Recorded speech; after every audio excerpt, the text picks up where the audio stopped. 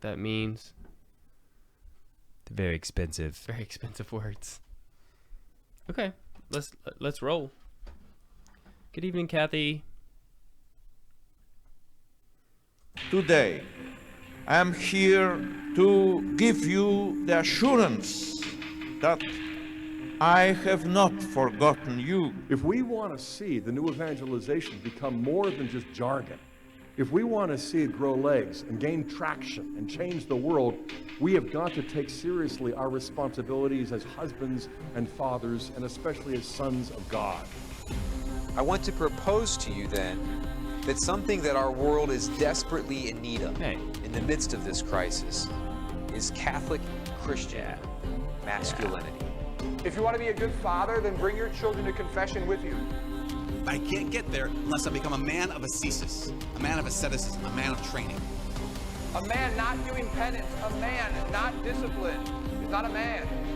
You guys have upped your game. You know what, guys? I gotta say, I love the concept of Man Show.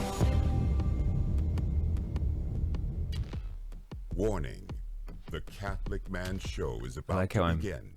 Peeking up above the book.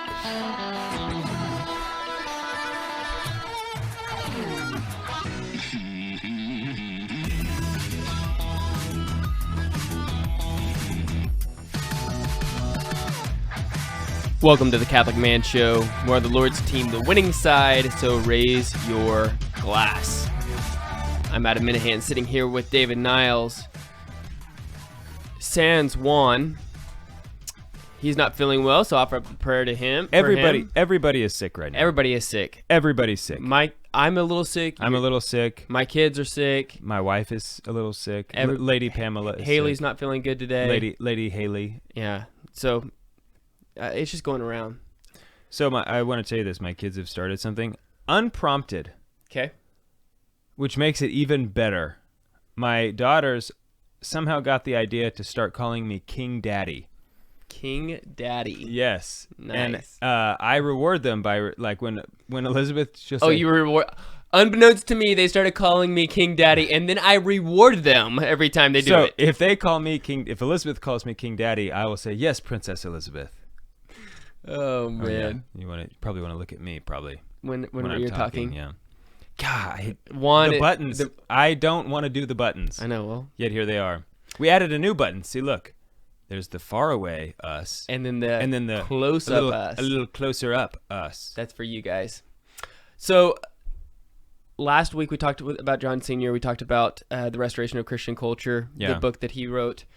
I mentioned, I can't remember if I mentioned it in between segments or in the segment that we got rid of our TV. Yes. I can't remember which. Yeah. But we got rid of our TV in our living room thanks to John Senior, basically.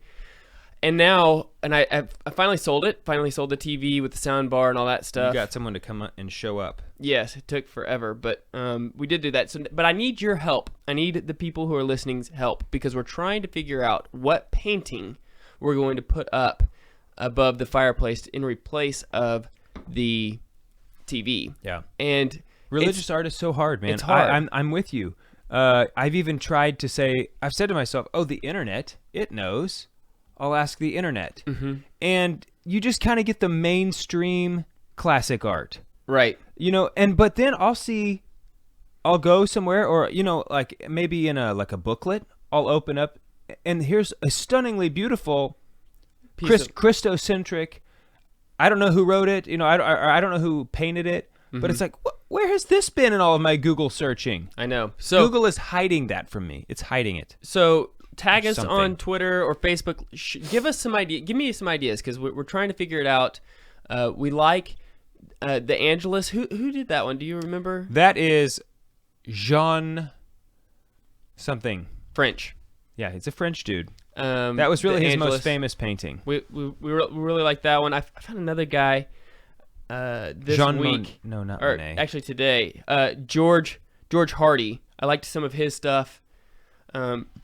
Anyway, I'd like to hear your guys' opinion. So if you have a really cool painting that you want to suggest, tag us on Twitter or Facebook or something and let us know. I'd appreciate it.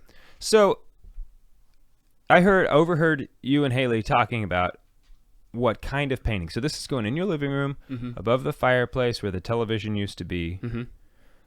And so you were saying that you wanted something that you could contemplate. I thought you made a good point that if you're going to be seeing it a lot, then you want something that's going to be, that more and more, the more you see it, the more you ruminate, right? The more depth you can come to. That's what I would like. So that's your approach, right? And I like that approach. I just wanted to say, the other alternative could be a painting that says something about the activities that take place in the room. See, I know that's. There's, so what do you do? I think either way could be right. Yeah, but I was telling you about that George Hardy guy that I just came across as artist, and he has done some paintings that are more about like just regular family settings, that are just generic, like just the common family, like a screenshot basically of like, here's the dad, he's taking care of the food, and the mom is prepping the meal, the kids are at the table. So I mean, it's just like, that's a good kitchen picture. There's just these screenshots of the domestic life. Right. And I like that idea too. Yeah, I see this is a temptation or maybe an overreaction that I often sense in myself. Like, no, I want everything to be like badass Christian, like Catholic to the max. Right. And I think that's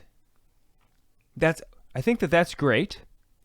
Really just taking your Catholic faith to the, in just every single facet of your life, okay? But if you just overdo it, right, and you don't do it without thinking about it, you just say, nope, it's got to be Catholic no matter what. If it's not overtly Catholic, it's not going in my house. That's kind of an attitude that I need to temper in myself, because if you just do that with everything, then it kind of waters down. If everything is Catholic to the max, well, I don't even like saying it that way, because things should be Catholic to the max. They don't have to be in your face explicitly Catholic. Well, because like even the Angelus picture, if you didn't know anything about that, if you didn't really know anything about the Angelus, they're there and they're kind of just looking down. You could even make an argument, I don't even know if they're praying or not. Well, originally they weren't. Okay, so I mean, so a guy commissioned that painting, and he never came to pick it up. Oh, no kidding. Yeah. And so the guy, Jean, well, in the break we'll have to look up what the guy's name is. Maybe someone on Facebook can tell us who painted the Angelus.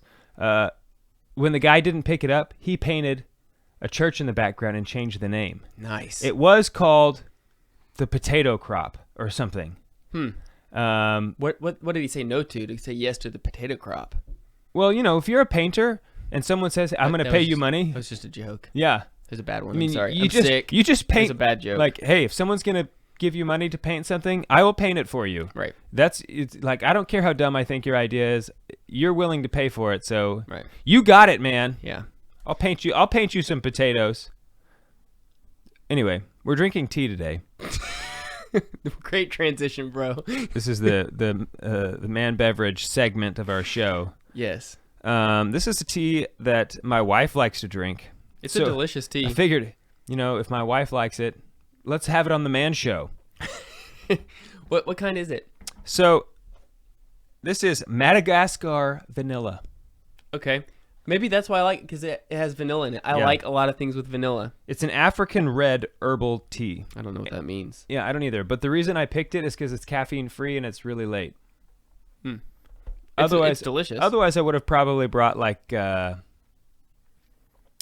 Grey. Earl Grey. I mean, yeah, I really like Earl Grey. There's also, we have a cinnamon something tea it's black tea with cinnamon in it, right? And it's pretty good too.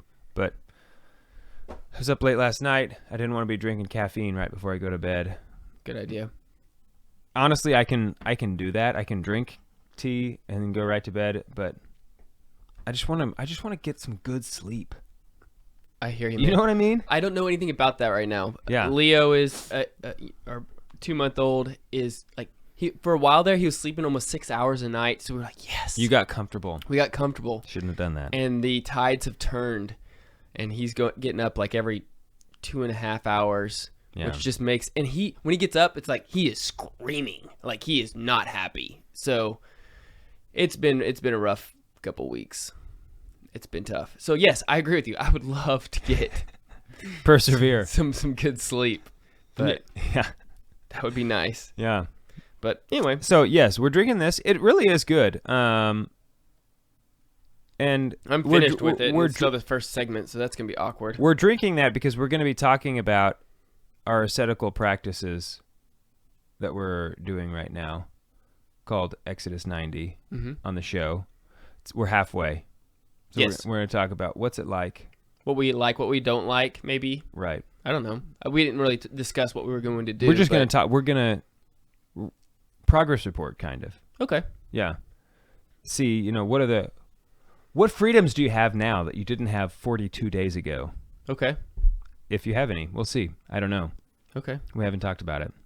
But anyway, so that we're drinking tea today because one of the things about Exodus 90 is you don't drink alcohol. Abstain from alcohol. Now, you might say, well, guys, you have been drinking alcohol. Well, so it says no. All of these ascetical practices are unless you're required to do so for work. So if you are a brewer, if you brew beer, obviously you're going to need to be drinking alcohol if that's your job. And so one of our jobs here on the show is to review drinks. We've been doing that. But today, since we're talking about Exodus 90, we're drinking tea. Right. Which I think is apropos. Yeah, it is right and just. It's fitting. Truly. Okay, so when we get back, we'll jump into the gear. I was really excited about this gear once you brought it over because, one, I'd never heard of it, and two, it'd be a great thing to pick up right before Lent to pray with your wife. Exactly. So we'll talk about that, and then we'll give you the progress report on Exodus 90. We will be right back.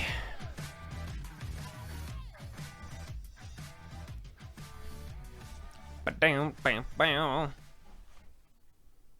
I would love to have another cup of that. Since I just basically chugged it. But that's okay. No worries. No, I'm not going to do it. I'm not going to look up the painting. Okay. I'm not going to look up the painting while we're talking about Exodus 90. I will cheat later when no one is watching. Right. That's why I was saying, hopefully someone on Facebook, Margot, will tell us. Kathy told me to tell you hello, by the way. Hello, Kathy. Norman Rockwell. She says Norman Rockwell, but I know I don't know what she's saying that about, but I know that's not who painted. Which one? The Angelus. Oh. No, Margot already told us it was Jean-Francois Millet. I said Monet. It's Millet. That's pretty close. Hey, yeah. Kind of took a... Sorry, Margot. I called you out unnecessarily. I apologize. Okay. Let's keep going. Okay.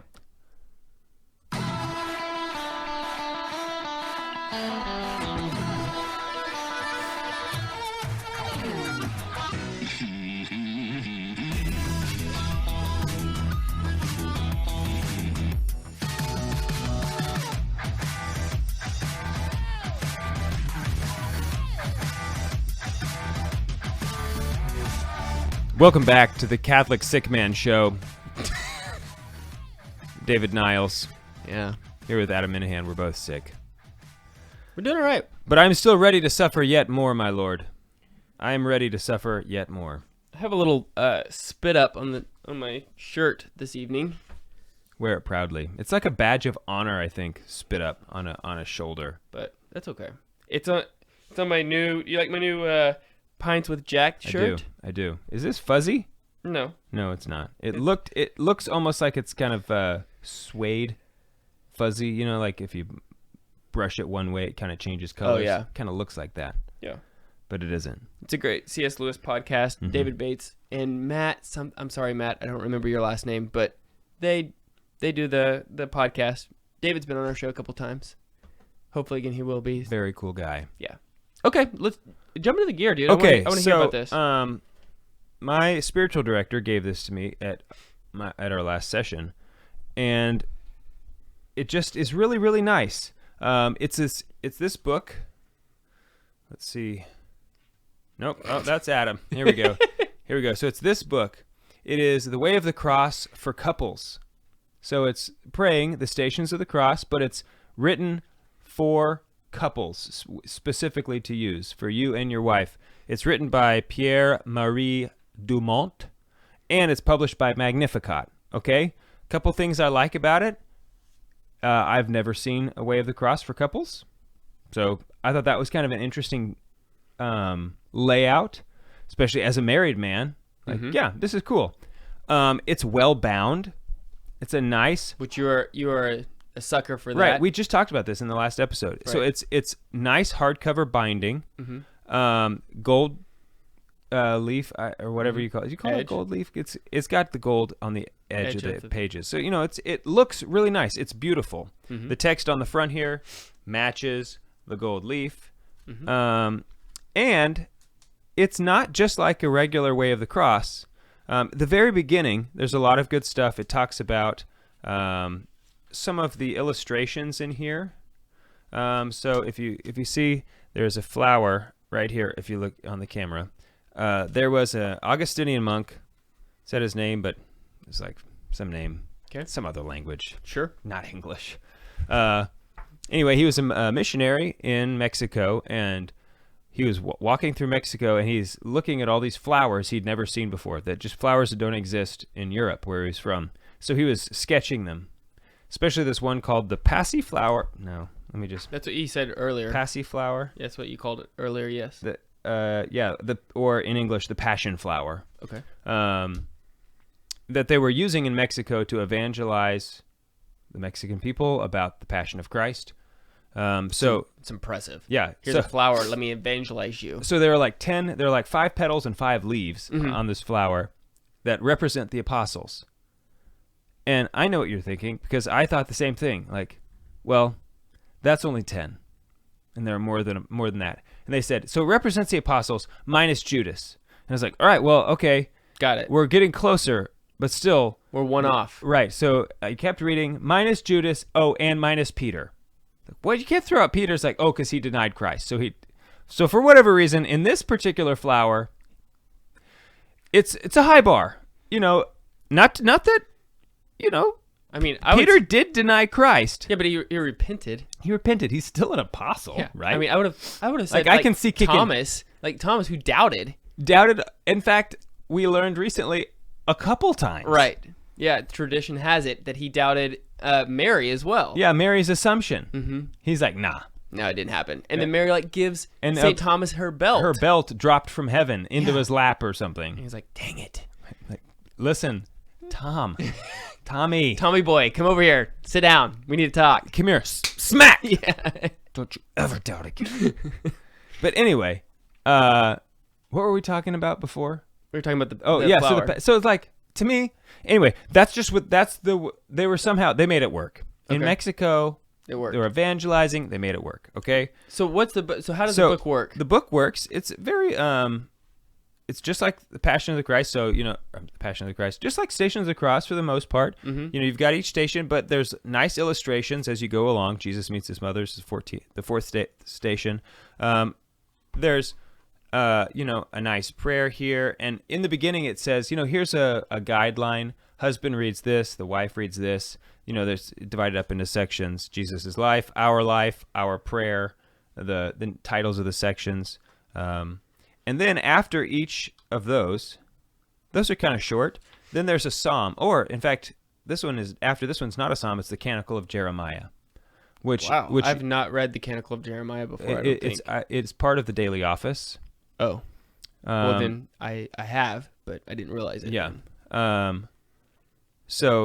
most of the time afterwards there is a psalm. Oh, and I don't know. Here's Canticle of Sirach. I don't know that one. But anyway, it's just really nice. And you go through the whole book in the Stations of the Cross, which kind of looks like a lot of pages, but how are you doing? Are you reading one a day? I just got it. Yeah. Well, so what's your game plan? I don't know. It's a good question. I'm gonna do it with Pamela. I want to do it at least once.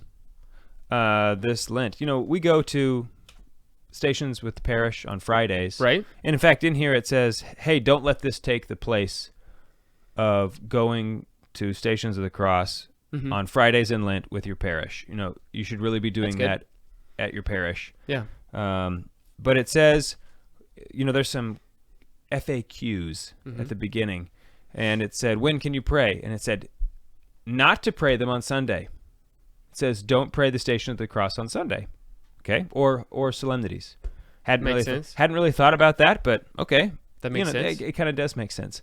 And I do know that there is a tradition that Our Lady was the first one to pray the Stations of the Cross, and in fact, it's a devotion that comes from her, that immediately following Christ's death, she was returning to these places and literally walking the Stations of the Cross. Wow. And it was her memory that passed on, Jesus fell right here. Because she was the one. I mean, that's the tradition. Wow, that's pretty cool. Only John would have been an eyewitness as far as the apostles go, but it was her that was daily returning to all of these places to pray them, and then it was a devotion that was passed on that she made popular, Stations of the Cross. And I believe that you can receive a plenary indulgence. There's at least a plenary indulgence available for praying the Stations of the Cross under certain conditions. So look, that's worth looking into. Absolutely. Because you know what? I think this is a devotion that kind of gets pigeonholed into Lent. Right. Yeah, and I actually didn't. It was a few years ago that I realized that, I guess you could pray the Station of the Cross outside of Lent. And Any season. Yeah, the only reason why I thought that is because I saw a guy doing it after Mass one day. This was, I don't know, maybe 5 or 6 years ago. Yeah. And I thought, he's praying the Stations, and it's not even Lent. That's a great idea. But I like this the idea of this book because it's something that you and your wife are taking on together during Lent. It's like something that you're increasing your prayer life together as a couple. I like that idea because a lot of times I'll try to add something in my prayer life on top of something sacrificial that I do, but I wanted to try maybe read more of the gospel or try to get through the Gospel of Mark or do something to add to my prayer life. This is a good idea because like I said, it increases your prayer life with your wife right beside you. It talks about the vocation of marriage in here with respect to praying the Stations of the Cross, and it says that by following the spiritual itinerary of the Passion, stage by stage, station after station, they will discover why and how, this is referring to the couples who pray this, their life as Christian spouses is, in quotes, a permanent reminder to the church of what happened on the cross. And I just wow, that's so beautiful. And that's true. Our vocation to marriage should be a reminder to the church of the Passion of Christ, because that's what we're called to do as husbands, is to love Christ, love our spouse, our bride, the way Christ loved his bride, the church, and laid himself down to die for her. So that's what we're supposed to be doing. If we're doing it right, our lives together, husband and wife, should be an example to the church and to the world of the Passion. Yeah, I totally agree. It's it's like, it's my. Well, it's something to reflect on for sure. Because do I look like that? I mean, am I being a reminder? I don't know. I hope so. I don't know that I am. There are people that you realize almost instantly that you meet. You realize this guy gets it. This guy gets how to be a husband. And you can just tell by the way it's the little things. It's these little things that they do. The opening the door for your wife. Making sure that she's taken care of. Pull out the chair for her. You need a cup of water. Something. It's the little things that you're always making sure that your wife is, comfortable, good. Taking care of her, serving her the best you can. Yeah. It's like, because I know exactly what you're talking about. I know couples, and I think to myself, how can I replicate what he's doing? How can I do that? I want to be that guy. Right. So do I. Yeah. And I don't know how. I mean, it's just because you look at them, and it's like, I don't know exactly what it is you're doing. He's just thinking of himself less. That puts out the vibe. You need to stop thinking of yourself so much. I don't think that's it. No. What else you got? I think no. We'll come up with something else. All right, we'll talk about Exodus 90 when we get back. For the Lord's team, the winning side. So raise your glass.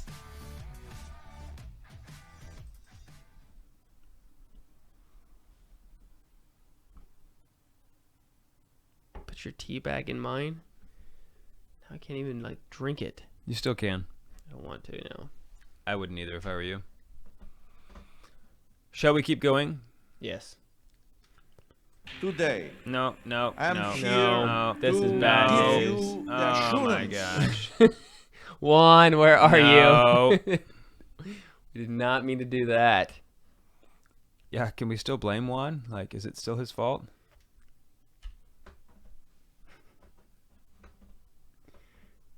Okay, here we go. Okay.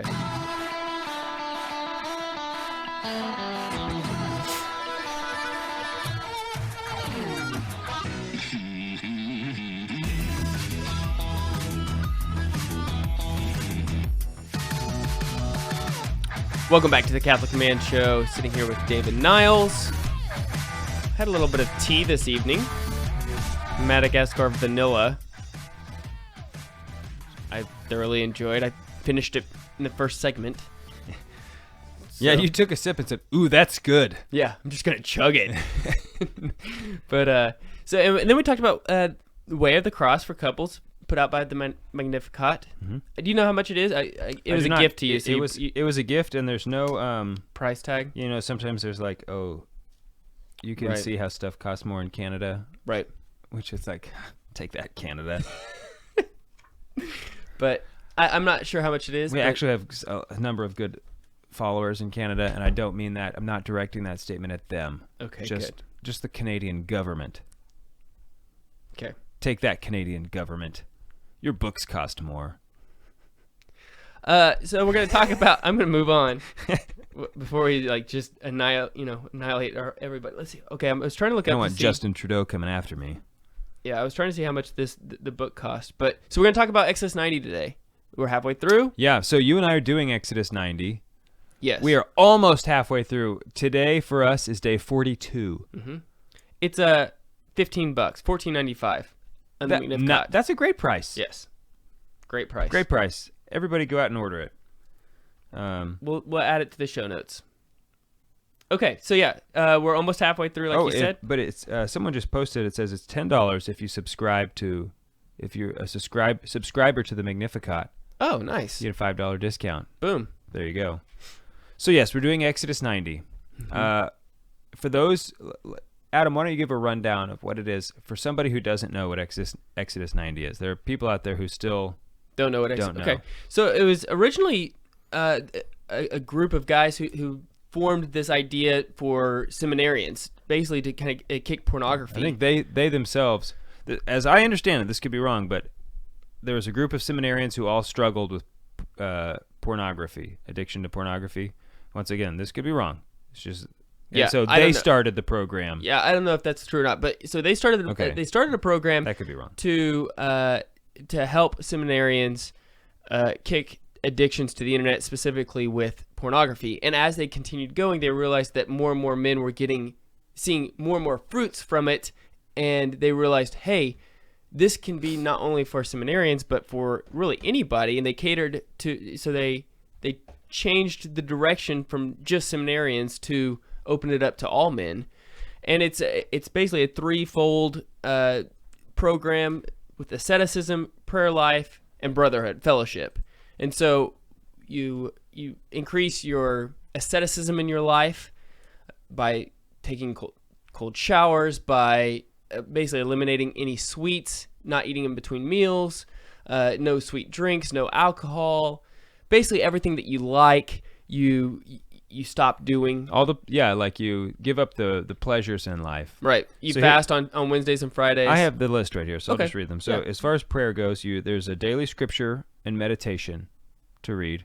So you're walking through step by step the book of Exodus. Right. And so your progress through these 90 days goes along with the Israelites leaving the slavery of Egypt. Mm-hmm.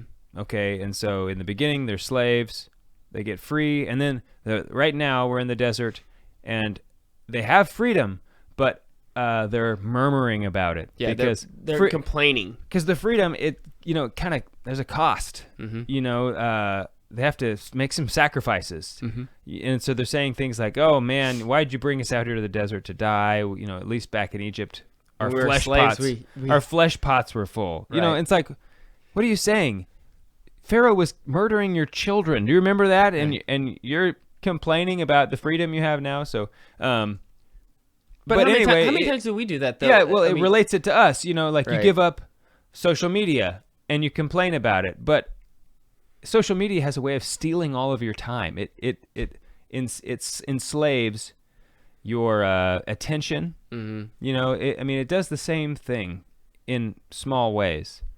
So the ultimate goal of Exodus 90 is to achieve freedom from these things that weigh us down. Detach yourself from worldly things. Right. Okay. So there's reading the daily scripture and meditation, a daily holy hour. This is on the prayer section. We were talking about asceticism. You moved over to the prayer. Well, no, I said starting with prayer. Oh, okay. Yeah. A daily holy hour, which is, if you can't do a holy hour, it's a minimum of 20 minutes of silent prayer. Mm-hmm. So not praying the rosary, not like doing your devotional prayers that you do. This is just silent contemplative prayer. Okay? So if you do 20 minutes of that, and then you pray a rosary, and then you pray like whatever devotionals you have already, you got yourself an hour right there. Mm-hmm. Pray for your fraternity, pray for the men in Exodus, and then a nightly examen. Okay, so that's pretty much the regular stuff hopefully you're doing already. The asceticism, take short cold showers. That's the one that gets all the attention, right. Cold showers. That's actually not that big of a deal. I heard other people say that before we started, mm-hmm. and I thought they were dumb. Like, no. The first week, I disagreed with you there. You thought it was pretty brutal? I thought it was brutal. Yeah. But I had to change some things on how I formulated my day, and if you do it right after a workout, it's not bad. Not so bad. Right. Yeah, on days where I get up out of my warm bed, mm-hmm. and right into a cold shower, that is rough. Yeah. But one thing I didn't realize, I can take a shower in about 2 minutes. Mm-hmm. Before Exodus 90, I would have said, no, there's no way I can do that, because I've tried, and it takes me about 10 minutes to take a shower, even if I go as fast as I can. I don't know how other people take showers faster than that, okay? That's what I would have said. Now I know. No, I was just an idiot. I was an idiot. I don't know. I must have just been standing there. Right. Anyway, so short, cold showers, practice regular, intense exercise. So you need 3 days a week of regular, intense exercise. Mm-hmm. Get a full night's sleep. Mm-hmm. 7 hours is recommended. That's difficult because that often means you have to sacrifice the thing that you want to do at the end of the night. It's also difficult if you have a newborn. Yeah, well, I mean, that's not, there's nothing you can do about that. I know, yeah. I'm just saying, like. But, there's that thing where let's watch a movie, but, maybe you'll stay up till 10:30. 11, yeah. Or something to watch the movie. Well, you can't, because you gotta get to bed. Not to mention you can't watch movies on Exodus 90 anyway. So, abstain from alcohol, abstain from desserts and sweets, abstain from eating between meals, abstain from soda and sweet drinks. And then it says white milk, black coffee, and tea are permitted. Mm-hmm. So it says black tea, but the way I interpret that is that no sugar and no milk in your tea. You can drink milk, but you can't, no cream and sugar in your coffee, no cream and sugar in your tea. I don't think that they mean only black tea. I don't know. Can't drink green tea. Right. I don't know. You can't drink, I don't know. So anyway, that's what I think they mean. Abstain from television, movies, or televised sports. Abstain from video games. No non-essential material purchases. That one was hard for me because I just got a record player for Christmas, yeah. and it came in late, And I had this idea of I wanted to get several like old records of some classic blues and some classical music that I was gonna like play right after dinner with the kids. Like I had this idea of this romantic idea of playing records after dinner, and then Exodus 90 hit, and I was like, oh, I can't go buy these records. And then even if I was like, well, I'm just gonna go do it anyway, I can't listen to the music. You're not allowed to listen to music. So It's like, dang it. Because there are some loopholes. You can have other people do stuff for you. Like, oh, I can't look that up. Can you look that up for me? Right. I don't know if it's just like, does that defeat the purpose? I've been doing that, okay? Like, Dad, hey, my dad did this last year, okay? So he knows I'm not allowed to do stuff. He's doing Exodus 91, which is like, he's been doing that for a full year. Like this new after Exodus program. Right. Anyway, so I'll like have other people Google stuff for me because I'm not allowed to do that. Yeah, but even if you could, you're not allowed to listen to music. Right. So I'm having to wait until after. Yeah, then the next one is only listen to music that uplifts the soul to God. Only use the computer for work, school, or essential tasks. Only use mobile devices for essential communication. Non-essential texting, app, and internet use is prohibited. And then on all Wednesdays and Fridays, abstain from meat and only eat one full meal, as well as 2 smaller meals that together do not equal 1 full meal. Mm-hmm. I love it how that's always, they write it out. Right. It's like, you can't just say the usual fasting. Do a Catholic fast. Here's the deal. I do not know how you could do Exodus 90 and not lose weight. Mm-hmm. Because you are basically cutting out all sugar. You are increasing exercise 3 times a week, rigorous exercise. You're getting a good night's sleep. You're doing all these like super healthy things. Sleeping more will make you lose weight. Even that alone. Cold showers will make you lose weight. Even that alone. Burning calories. Yeah, well, I don't know like how much. Right. But the cold water promotes brown fat in your body, which brown fat is just a fat that burns calories. It just keeps you warm. Well, I mean, and you're cutting out all sugar and eating between meals. So yeah, I mean that's the big one. That's the big one. So I don't know how people don't lose weight. It just depends on what your meals look like. Still, you could be gorging yourself on all of your meals now. I guess. But you're not eating in between meals. You're not constantly eating. You're cutting out a lot of sugar. Mm-hmm. You're exercising every day. Every week. You know. Anyway, so I decided that now that we're going into Lent, you check in with your anchor every day. So you get the fraternity part. Fraternity part. You have one person, and you do this as a community, as a small group. Then you pair up with one guy, and you check in with him every day. And so it's up to you guys to like hold each other accountable. And there's a weekly meeting you have to do, and you have to pray for your fraternity. So that's all the stuff. When we get back, we'll talk about how it's been going for us. Okay. The pros and cons so far. Okay, I like that. Now that we've laid the foundation, we've laid the groundwork, now we can get to the fun stuff. Now you know the stuff. Yeah. All right, we'll be right back.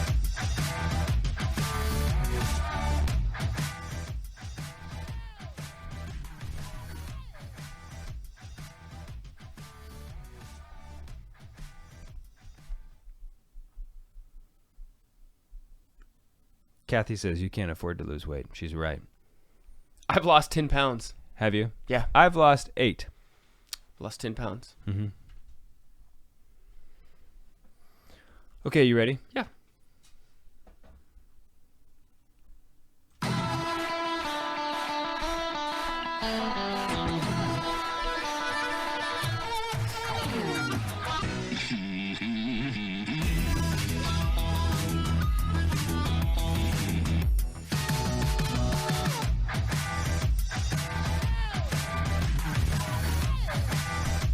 Welcome back to the Catholic Man Show. This is David Niles here with Adam Minahan. We're the only ones in the studio today, in the studio. A little lonely. It is. It's weird. It's very empty. So much empty space. Jim's not here. Jim's not here. Jim hasn't been coming. Where's Jim? Where's Jim been at? I don't know. He's been busy, actually. Yeah, he has been doing a lot of family things. Yeah. So anyway, we're talking about Exodus 90. We just finished laying out all the rules. Mm-hmm. And some of the loopholes. All right. Looking for loopholes. Looking for loopholes. Yep. One of them is, it says cold showers. Doesn't say anything about a hot bath. There you go. I haven't taken I think it's funny that they say short cold showers. Right, it's yeah. Yeah, I know. If it's like gonna be you cold, have to say that. yeah, a little redundant there. Oh man, really? Yeah, I was gonna. Can't take a long one? Yeah, I think it's funny. God, no wonder this is so hard. Okay, so what are your? Well, how has it been for you? You know what? And I'd like to hear. Here's what I would like to hear. Not just your pros. I'm interested in hearing your cons. Okay. Yeah. No. Because I agree. I've heard other shows talking about XS90, and like all they do is they lift it up, make it sound like that. Yeah, you can do it, and you know they're trying to promote it, which is a good thing.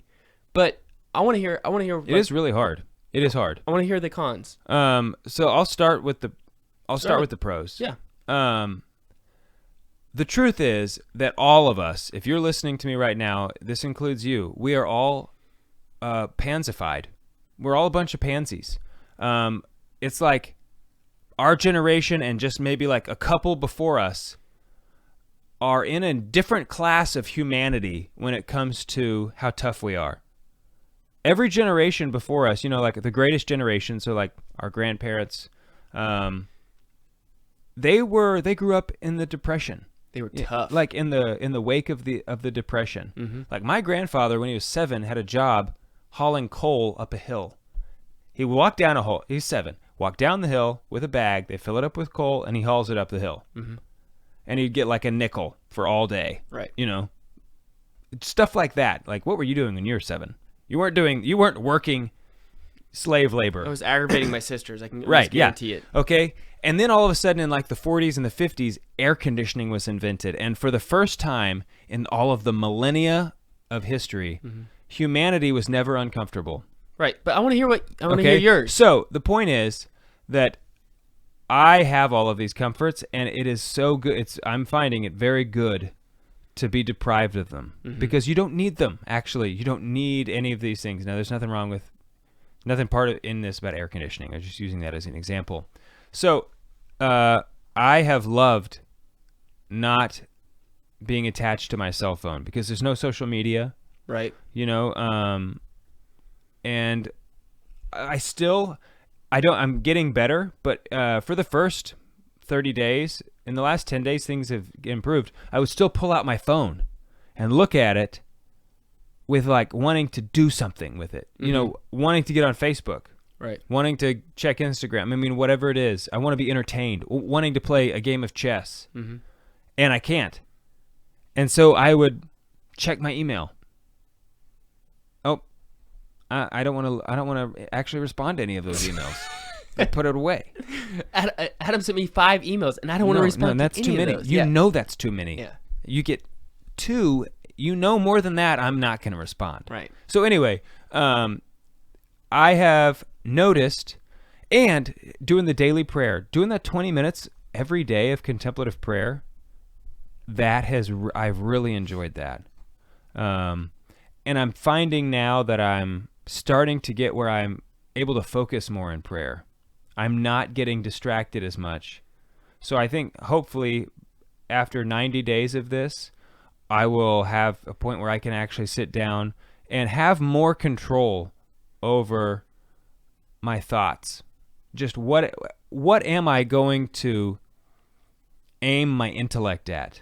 You know, me being in control of my intellect instead of the distractions that attack me. That's a big problem for me.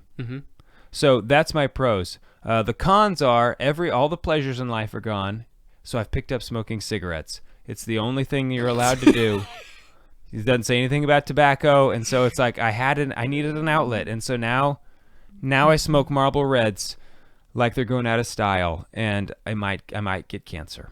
No, that's not true. I haven't done that, but I do like to joke about it because there's nothing in there about like, oh, I guess you can smoke your pipe and cigars. I mean, praise God they left that out. Otherwise, there'd be nothing. We'd have nothing. Right. Just the cons are just how hard it is. For me, it's the sweets. That is my weak spot. Yeah, when you told me that, I was like, wow. Oh, yeah. That was not... There's cookies all over my office, man. And I'm not talking about like, you know, from a bag. You know, I'm not talking about like Keebler Elf cookies. Okay, I'm talking... Those are good. They're fine. I'll eat a whole bag of them if you let me. Right. But I'm talking about like Merritt's Bakery cookies or we're some high quality stuff. Mm-hmm. It's all over the office, and it's gotten worse, I think. So that's been good because I've had to really learn restraint and just look at them and the smells. You'll smell some pie or something. So now what I do is when I smell something delicious on a day I'm fasting, I thank God for the smell. It's like, oh wow, it's because I'm so hungry, I can appreciate this smell even more. And I have to like tell myself, that's what I'm doing. That's how I'm gonna handle this fantastic smell of pie when I'm starving. Wow, I can sure appreciate it right now. More than otherwise, and quickly leave. Okay. Yeah. What about you? So last year they asked us to do, a group of guys asked us to do XS90, and I just wasn't ready. I just felt like I was the same way. I wasn't interested last year. I wasn't called to it at that time. I felt like I may not have been spiritually prepared for it. Mm-hmm. And I understand why that is now. Through the meditations that we're, the daily hour and things like that we do every day, I was like, I realized the other day, one of the benefits of Exodus 90, like the last couple weeks for me and my family have been really hard. They've been, not to get too personal, but I've been traveling a lot, which puts a lot of strain on the family. We've been sick. We've had some issues, just some personal issues that we've been trying to work through. Yeah. And had I not had the regimented prayer life in place that XS90 provides, or the regiment in general that XS90 provides, mm-hmm. I would be a little bit more concerned with how I would be handling some of the things that are happening in my day-to-day life. Right. And so I realized the other day in my reflection, it came to me my understanding that if I would have done it last year, I may not have had this opportunity, or what's happened in my life may have put me off the rails a little bit. Mm-hmm. And so having this regiment has really kept me focused on some of the things that, okay, just because this is happening isn't throwing me completely off the rails. I feel like that had I not be on this, maybe my prayer life would have suffered a little bit more. I think that maybe my attention to my wife or kids may have suffered a little bit more. I don't know. I don't know exactly what the ramifications would have been had I not had this. But I've had a lot of things that have hit me recently that have not been easy with worker life and everything else. So had I not had some of this, I think that it could have. It's been a blessing in that aspect. Yeah. So I'm really grateful for that I'm doing it now. This time instead of last year, because I may not have done it this time because I don't really want to do it next year. Like yeah. I mean, I don't. That's true. Like I don't know if I'll be doing this 2 years in a row. Right. So it is hard. The food for me isn't a big deal. I'm not I enjoy food, but that's not something that I get worked up about. The not eating is not hard for me. It's the not eating what you want. Pie. Like I came home on Friday. And the girls all were eating what is it when you take like chocolate pudding and Oreo, like mud pie? Mm-hmm. That Mississippi mud pies. Yeah. Like, oh my gosh. Yeah. I wanted one so bad. I've enjoyed not. I've saved some money by not drinking beer as much. I used to have a craft beer night or something like that, and I'm not doing that anymore. So I've saved a little bit of money there. I thought that would be the thing that I missed the most. Not at all. Yeah, that's one. That's one I think that I've missed quite a bit, and I think that the social media has been a tough one because we run also the St. Michael Radio and the Catholic Man Show on social media. So I've had to try to figure out how do I stay present there without getting too personal in things. Right, because you still have to post stuff. Yeah, right. But that's your work, so that's different. Right. So I really like the aspect. I think I've been blessed to have a really strong anchor. Ken Savath is my anchor, so he checks in with me every day. He's done a really good job of following through with that. So I think that's been really good because I haven't been able to go to the weekly meetings either. So that's been tough for me. Yeah, because you've been traveling. I've been traveling so much. So I've missed the fellowship. I missed the fraternity. I've missed being able to talk with other guys like, hey, I've been struggling with this, or can you pray for me for with this? Right. I haven't been able to do that. So I can see how a lot of guys who may try to do this on their own without a group of guys around them. It's a terrible idea. Well, I mean, it's doable, but I can see how much harder it is because you don't have that fraternity around you to check in with you, to make sure. It's easier to slip. Like, it's easier to not do things just because it's like no one else is checking on me. It doesn't really matter. Yeah. So that's. I think there's been pros and cons. I think it's been tough, but overall, I am really glad I'm doing it. Like, I really do have. I can tell more freedom, an interior freedom that I did not have before. I think that it's helped my prayer life with my wife and been able to. I mean, we got rid of our TV as well, so that's been nice. I've been reading a lot more, so that's been also a big benefit. So that's what I have. We're on the Lord's team. The winning side. So raise your glass and cheers to Jesus.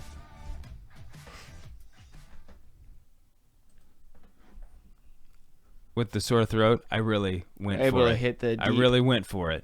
It was good. It sounded good. Because sometimes with the sore throat, you can do that, but it's also, you can crack, like your voice is more likely to crack with the... But I did it. I'm glad I did it. I'll be excited about Easter this year. Oh, man, this Easter is, like, my senses have never participated in Easter like I think that they will this Easter. Does that make sense? Yeah, I'm worried that I'm gonna have to come over and make sure that you haven't gotten into a sugar coma. Right. Yeah. I'm gonna walk over and Dave's belt's gonna be undone and he's gonna have just this t-shirt that's midriff and he's gonna have all these peeps, those marshmallow peeps just all over his face and on his stomach. Is Dave drunk? Yeah. He only had a half a beer. Yeah. I don't know what happened. He's just been eating a lot. But yeah, I think he is a little drunk. So. Anyway. That will not happen. You know what? Okay, so I didn't say this. One of the things we didn't mention is that you're allowed to relax one discipline on Sunday. Oh, yeah, that was the one I was going to say. Is actually one of the toughest things for me has been to only relax one. Yeah, that is hard. That's been one of the toughest things because I'm used to Sundays being okay, it's fair game. I get to relax. I'll have a beer. I can watch TV. I can do whatever I want. It's Sunday. Yeah. And so I actually think, man, I wish I would have said this on the show. The hardest thing for me has been to only let myself do one thing on Sunday. Yeah. Yeah, I agree. That has been kind of hard, and I have had temptations to oh, come on, it's Sunday. It's Sunday. I know you've already had some brownies, but just listen, just turn on some music, or whatever it is. Yeah. But the truth is, yeah, it's Sunday. It's the Lord's Day, but you don't need to be watching television on Sunday ever. There's nothing wrong with it. If it's right. If you're not, especially if you're doing it together as a family. Mm-hmm. But you don't need to do it ever, ever. In fact, there's probably something better to do than watch TV. You could probably say that almost all of the time, 100%. Go. I just think that you could probably come up with something better to do than watch television. Not that television is evil. Don't you think? I mean, I don't know. Can you think of a scenario where you say, no, the absolute best thing for me to do right now is watch television? Yeah. You can? Yeah. What is it? If I've done all the things that I've been, all my duties have been taken care of for the day, and I've done everything that I should, done everything that I should have done, and watching a game or watching whatever it is allows me to have the most leisure time, then I think it'd be just fine. Yeah, I mean, there's a lot of hypothetical things that have taken place. You've done all the stuff that you needed to do. I mean, so once again, the thing that I'm thinking of is virtue is not just about avoiding the. Yeah, but you can get. I know you can get scrupulous about it. I know. Carried away with it. I know, but So that's why I'm But hesitant the to say Saints, like, I just don't know that the Saints are gonna that they would. I mean, it's like whatever that story was when they were in the seminary and they were saying like, you know, if God was coming right now, you know, what would you want to be doing? And the seminarian, they were playing pool and he like shot it and hit the 8 ball into the side pocket and said, I'd be playing pool right now. Yeah, because I think playing pool is 1,000% different from watching television. Well, yeah, I mean, I was using that as a leisurely example. Like that's what he was wanting to do. Mm-hmm. So fine. Yeah, I just think that you can come up with something that's actually better to do. But I'm not saying that it's bad to watch television, especially if you're watching a game. Yeah, or what at the end? It's just like if it's just to have some leisure, some downtime, some time to relax. Okay, if that truly is what Joseph Pieper, I think, would say. Oh, he would disagree with this totally. That television actually doesn't qualify as leisure. Oh, he would disagree totally. I agree. Yeah, I'm not saying he wouldn't. Yeah, so I've read what he says about television. Difficult to use leisure as the reason, as the justification for television. I'm playing the devil's advocate, here. Yeah, but I'm just not willing to say what you're saying. Yeah, I'm willing to say it. That's fine. That I think television, while not bad, is never the best. That's what I'm saying, and that's all I'm saying. Anyway, I'd like everybody to say, I just want to dedicate this show to my wife, who is amazing, a great mother, taking care of all 4 of our kids, especially when I've been gone. So I dedicate this whole show to my wife. That's really romantic, bro. You are just a great husband. It's like one of those things, like when I walk into the room, he gets it. Mm-hmm. I understand. That's what I was thinking. I figured that's about you. And some other stuff. And some other stuff.